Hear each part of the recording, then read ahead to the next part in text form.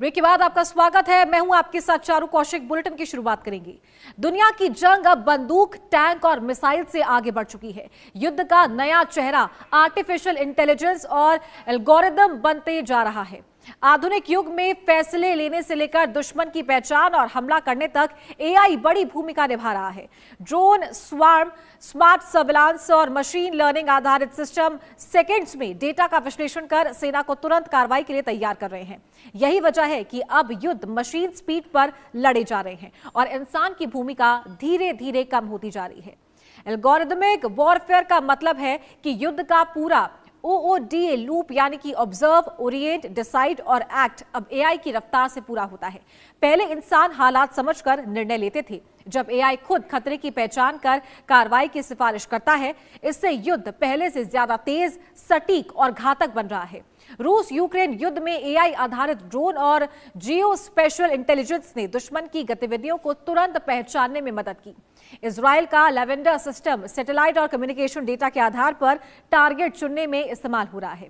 दुनिया में एआई आधारित सैन्य खर्च तेजी से बढ़ रहा है। अमेरिका, चीन और रूस जैसे देश अरबों डॉलर एआई सैन्य तकनीक पर खर्च कर रहे हैं।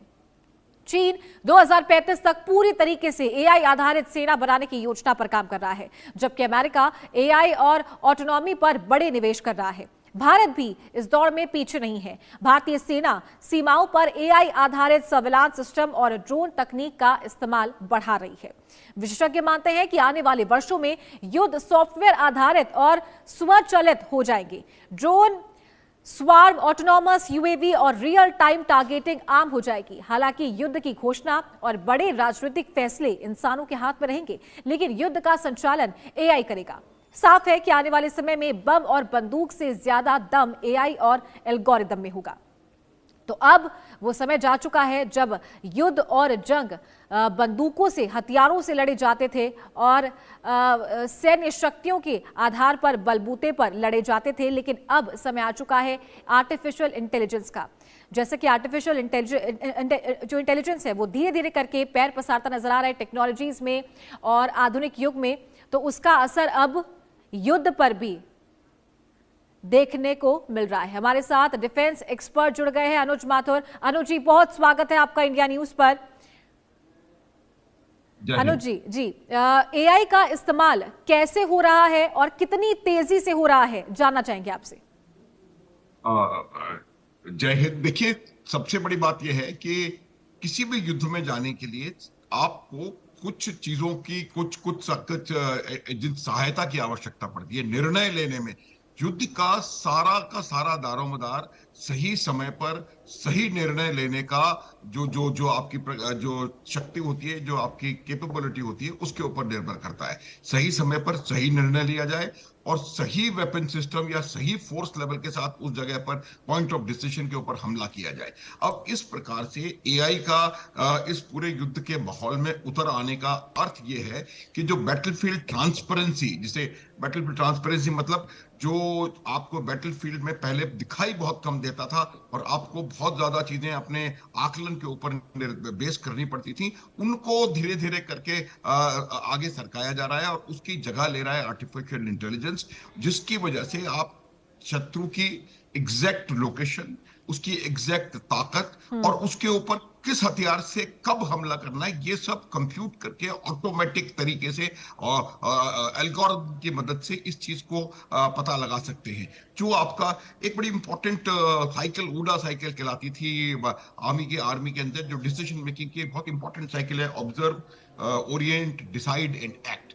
मतलब आप चीज को देखिए, फिर अपने आप को उसके साथ ओरिएंट करिए, फिर निर्णय लीजिए और फिर एक्शन लीजिए। और वो जो साइकिल है उसको एआई ने इतना फास्ट कर दिया है कि आप बहुत तेजी के साथ इस बात का निर्णय ले सकते हैं और बहुत एक्यूरेसी के साथ हमले कर सकते हैं। देखिए, जो लड़ाइयां होती हैं वो हमेशा सेनाएं लड़ती हैं और सेनाओं में ये आवश्यक देखा जाता है कि आप पॉइंट ऑफ डिसीजन पर कितनी फोर्स को कैसे अप्लाई कर सकते हैं, वो सबसे ज्यादा डिसाइसिव और क्रिटिकल फैक्टर होता है। ये आर्टिफिशियल इंटेलिजेंस और जिस प्रकार की सर्वेलेंस, इंटरकनेक्शन और जो ऑब्जर्वेशन की कैपेबिलिटी लगातार बढ़ती चली जा रही है, वो आपको इस बात के लिए इस बात को बताने के लिए बहुत अच्छा माध्यम है कि आप किस प्रकार से हमला करें। दूसरी चीज, ड्रोन्स, जो वॉरफेयर के मीन्स में जो जो परिवर्तन आया है, आपने देखा होगा जो युद्ध यूक्रेन में चल रहा है, या युद्ध जो अभी ईरान में चल हुआ था, और जो ऑपरेशन सिंदूर में हमने करके दिखाया,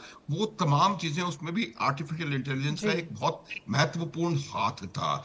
यही वजह है कि आज से 4 वर्ष पूर्व, जबकि आर्टिफिशियल इंटेलिजेंस पे पूरा विश्व कुल मिलाकर के लगभग 4-5 अरब डॉलर खर्च करता था, आज वही 40-50 अरब डॉलर खर्च कर रहा है।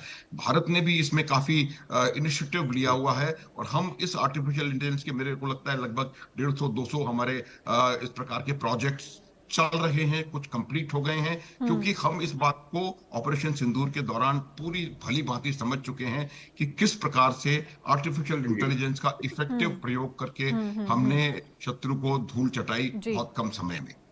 जी, हमारे साथ विदेश मामलों के जानकार किरोड़ी सिंह जी भी जुड़ गए हैं। बहुत स्वागत है सर आपका इंडिया न्यूज पर।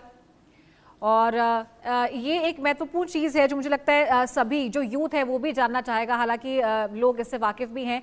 कौन सा कंट्री है जो जितना जल्दी इस टेक्नोलॉजी को अडेप्ट करता नजर आएगा और उतना ही बड़ा थ्रेट बनता हुआ नजर आएगा आने वाले समय में? देखिए चारू, प्रोबेबली मैं ये कहना चाहूंगा कि पहली बार आपने इतने इम्पोर्टेंट टॉपिक पे डिबेट किया है जो दर्शकों के लिए बहुत ज्यादा इम्पोर्टेंट है। ज्यादा इम्पोर्टेंट इसलिए है कि इसके स्पीड, एक्यूरेसी और स्केल को लेके इतना शोर शराबा है कि ये मानव को बहुत सहूलियतें दे देती है, लेकिन रिस्क फैक्टर कितने हैं, हमें उस एस्पेक्ट को बिल्कुल इग्नोर नहीं करना चाहिए। मैं इसके बारे में 3 बातें कहना चाहूंगा। पहली बात यह है कि इस ईरान अमेरिका युद्ध में जिस स्कूल पे को अटैक किया गया, टारगेट किया गया, वो कहते हैं कि AI आइडेंटिफाइड टारगेट था। तो इसमें अगर AI गलती करता है तो AI की कोई अकाउंटेबिलिटी नहीं होती है, क्योंकि वो ह्यूमन बीइंग नहीं है। और अगर ये बात सही है कि वो AI आइडेंटिफाइड टारगेट था, तो AI में भी हिट एंड मिस के चांसेस होते हैं, जितनी एक्यूरेसी की हम बात करते हैं वो नहीं है। दूसरा बात ये कहना चाहूंगा कि एक ओपेनहाइमर फिल्म बनाई है क्रिस्टोफर नोलान ने। उन्होंने स्पष्ट कहा, डेफिनेटली उन्होंने अगर एटॉमिक पावर पे फिल्म बनाई है ओपेनहाइमर पे, तो बहुत रिसर्च किया होगा, पढ़ा होगा, उसकी इंसाइट भी होगी। और उन्होंने स्पष्ट कहा है कि AI एटम बम से भी ज्यादा मानवता के लिए खतरनाक है, ये उनका कहना है।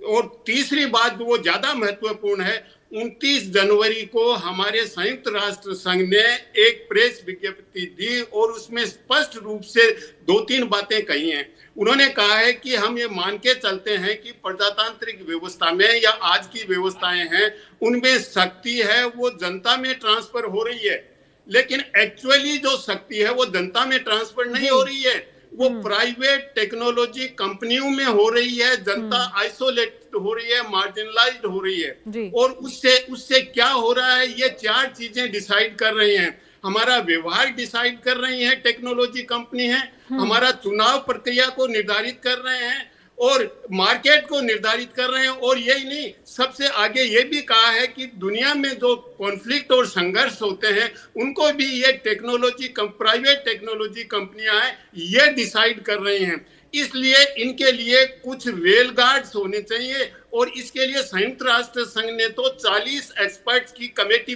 ऑलरेडी बना दी है कि वो इसके रेल गार्ड्स होने चाहिए कि ये मानवता के लिए खतरा पैदा न हो। लेकिन इसके लिए अंतर्राष्ट्रीय स्तर पे अभी कोई सहमति नहीं है। अलग अलग देश अलग अलग दृष्टिकोण अपनाए हुए हैं। तो देखिए, यूनेस्को ने जरूर कई कॉन्फ्रेंस किए हैं, कुछ गाइडलाइंस भी तैयार किए हैं, केवल कॉन्फ्रेंस नहीं किए हैं यूनेस्को ने, लेकिन अमेरिका जैसे देश यूनेस्को को एक्सेप्ट ही नहीं करते हैं। तो चारों ऐसी स्थिति में हमें इसमें